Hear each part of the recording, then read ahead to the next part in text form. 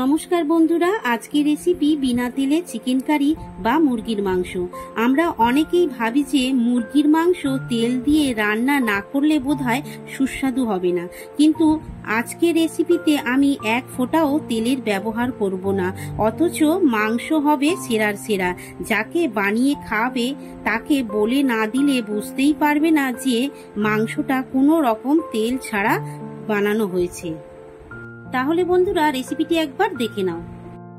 গ্যাসে একটা কড়াই বসিয়ে দিয়ে দিলাম 3টে শুকনো লঙ্কা, কিছুটা গরম মশলা আর দিলাম 1 চামচ জিরে। এবার শুকনো খোলায় এগুলোকে বেশ কিছুক্ষণ নাড়িয়ে চাড়িয়ে ভেজে নেব।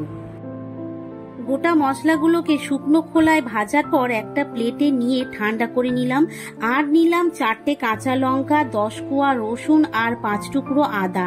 এই সবগুলোকে একটা পেস্ট বানিয়ে নিলাম। এখানে আমি 1 কেজি মুরগির মাংস নিয়েছি, তোমরা তোমাদের ইচ্ছে মতো নিতে পারো। মাংসটাকে আগে থেকে ভালো করে ধুয়ে জল ঝরিয়ে রেখেছিলাম, এবার এই বোলের মধ্যে নিয়ে নিচ্ছি। দিলাম পরিমাণ মতো নুন, হলুদ গুঁড়ো আর 1.5 চামচ কাশ্মীরি লঙ্কার গুঁড়ো। কাশ্মীরি লঙ্কার গুঁড়োটা দিলে কালারটা ভীষণ দারুণ আসবে। দিলাম 5 চামচ টক দই। এবার মাংসটাকে হাতের সাহায্যে ভালো করে মাখিয়ে ঢাকা দিয়ে রেখে দিলাম মিনিট 20 মতো। 20 মিনিট পরে ফেরত এলাম। ওভেনে একটা কড়াই বসিয়ে গরম করে নিয়েছি। দিয়ে দিলাম 2টো বড় সাইজের পেঁয়াজ কুচি। আর তোমরা দেখতেই পেলে 1 ফোঁটাও তেল আমি কড়াইতে দিইনি। পেঁয়াজের রং একটু বদলে গেলে এর মধ্যে দিয়ে দেব একটা বড় সাইজের টমেটো কুচি। পেঁয়াজ ও টমেটোটাকে 2-3 মিনিট নাড়িয়ে চাড়িয়ে নেওয়ার পরেই দিয়ে দেব ম্যারিনেট করা মাংসটা।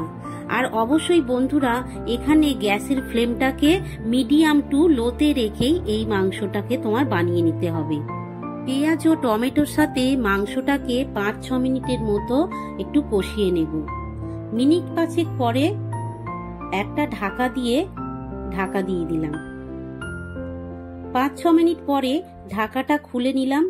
এবার এর মধ্যে দিয়ে দিচ্ছি আগে থেকে পেস্ট করা সেই মশলাটা। আর বন্ধুরা দেখো, এই মশলাটাকে আমি মিহি করে পেস্ট করিনি।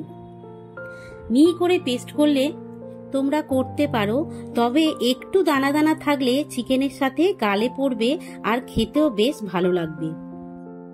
আবারও ঢাকা দিয়ে 5-6 মিনিট পরে খুললাম। আর দেখো, 1 ফোঁটাও জল আমি কিন্তু এখানে অ্যাড করিনি। মাংসের মধ্যে যে নিজস্ব জলটা থাকে সেই জলটাই এখানে বেরিয়ে এসছে। বেশ অনেকক্ষণ ধরেই কষানো হয়ে গেছে। এবার যে বাটিটাতে মশলা রেখেছিলাম সেই বাটির 1 বাটি জল আমি এখানে দিয়ে দিলাম। দিয়ে আবারও নাড়িয়ে চাড়িয়ে ঢাকা দিয়ে ফুটতে দেব মিনিট 10-15 মতো।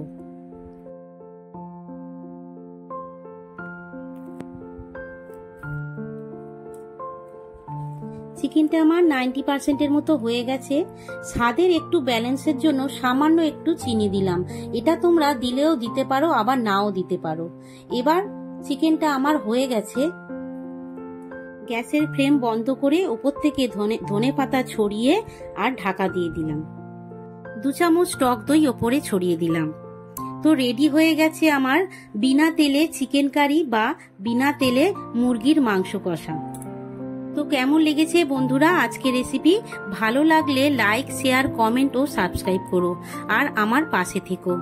তবে আজকের মতো এই পর্যন্ত, আবারও দেখা হবে। ধন্যবাদ।